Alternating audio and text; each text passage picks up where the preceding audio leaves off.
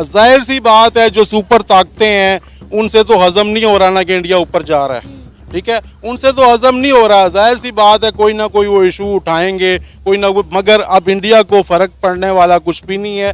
ये छोटे मोटे पटाखों से इंडिया का कुछ भी नहीं होता। मैंने आपसे पहले भी कहा कि आधे से ज़्यादा जो सिख हैं वो कनाडा में रहते हैं और कनाडा की जो इकॉनमी है वो इनकी वजह से चलती है। बड़े हाई लेवल पे वहाँ के लोग हैं, ठीक है। आज आपको लगता है कि इंडिया यूएस की बात मानता होगा या जो इस तरीके से कोई कंडीशन होगी?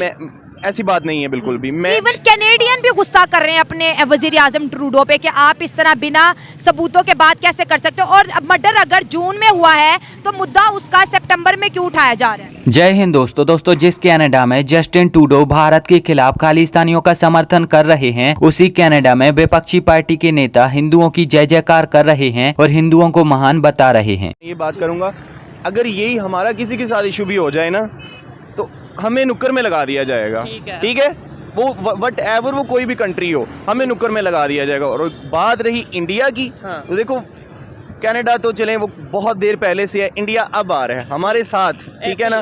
तो अगर ये मामला जो हुए हैं इंडिया और कनाडा में, तो मैं तो वाकई ही बहुत दिल बर्दाश्ता भी हूँ और एक चीज़ से हैरान भी हूँ कि किस लेवल पे उनकी इकोनॉमी पहुँच चुकी है कि उनके बैकएंड पे अमेरिका है, बैकएंड पे यूएसए है। एक टाइम पे हम ये कहते थे कि पाकिस्तान के अगेंस्ट इंडिया काम करता है और यूएस अमेरिका काम करवाता है। आज आपको लगता है कि इंडिया यूएस की बात मानता होगा या जो इस तरीके से कोई कंडीशन होगी?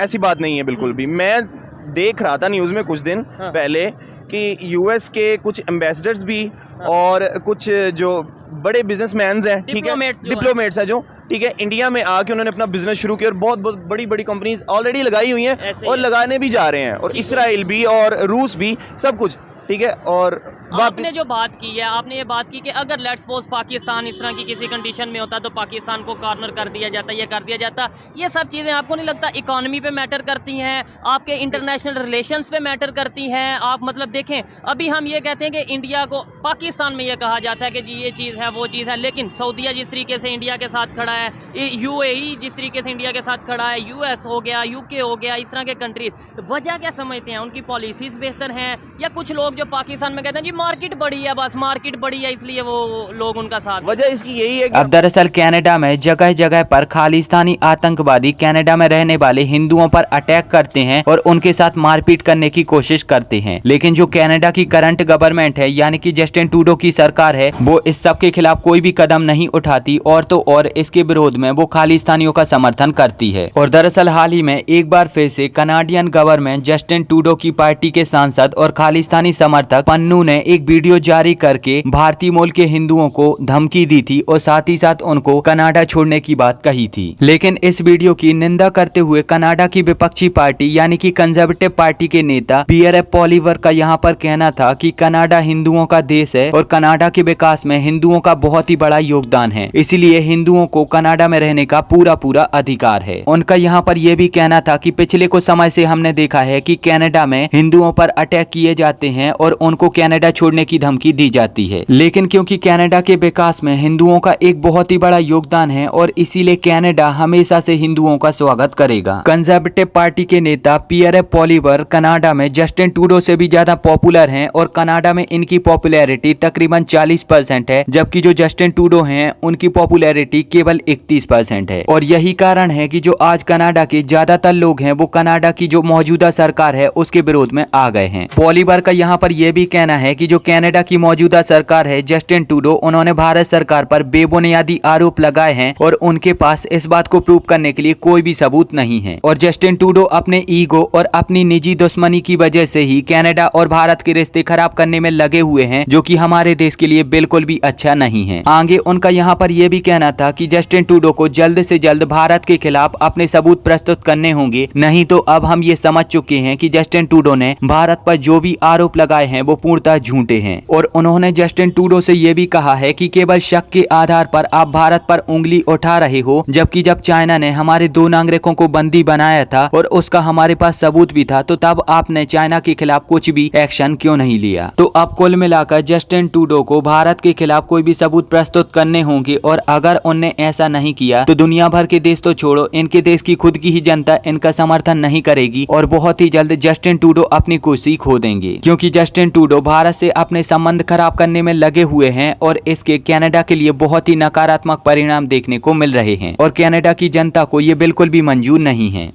ट्रूडो है, पहले उसने कहा कि ये एजेंट करवा रहे हैं और अब वो कह रहे हैं कि इंडिया के साथ हम अपना ट्रेड कंटिन्यू करना चाह रहे हैं, ग्रोइंग इकोनॉमी है, तो प्रेशर लगने की वजह से पीछे आ रहा है। अगर जंग करनी थी तो फिर मैदान में जाता, भाग क्यों रहा है?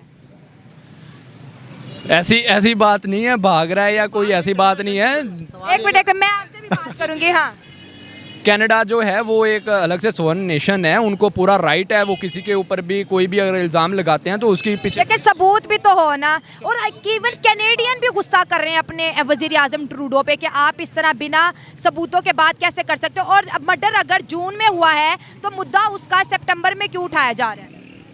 ये देखें ना, पूरी इन्वेस्टिगेशंस होती हैं हर एक, उन्होंने डेफिनेटली उनकी जितनी भी स्पाई जो एजेंसीज़ हैं उन्होंने कोई ना कोई मालूमात एविडेंस कलेक्ट किए होंगे। जो जस्टिन ट्रूडो एक मतलब यूरोपियन नेशन का एक बड़ा नाम है, वो कैनेडियन का, वो ऐसे थोड़ी बात अपनी कर देगा। India is a successful country.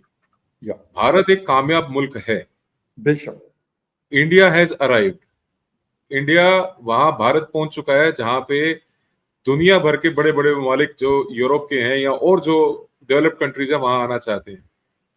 हमारी डिप्लोमेटिक पावरस यानी कि जो हमारी डिप्लोमेटिक कुव्वत है, हमारी इकोनॉमिक पावरस यानी कि जो हमारी माली कह लीजिए या आपके उर्दू में जो भी आप बोलते हैं, जी जी, वो वैश्विक स्तर पे हम तीसरे नंबर पे जाने वाले हैं। बहुत जल्दी हम तीसरे नंबर की वर्ल्ड की इकोनॉमी बन जाएंगे। मिलिट्री पावरस है, इंटरनल सिक्योरिटी है, पॉलिटिकल स्टेबिलिटी है, हर एक वो चीज जो एक सक्सेसफुल डेमोक्रेसी के अंदर, एक कामयाब मुल्क के अंदर होनी चाहिए, वो आज भारत में मौजूद है।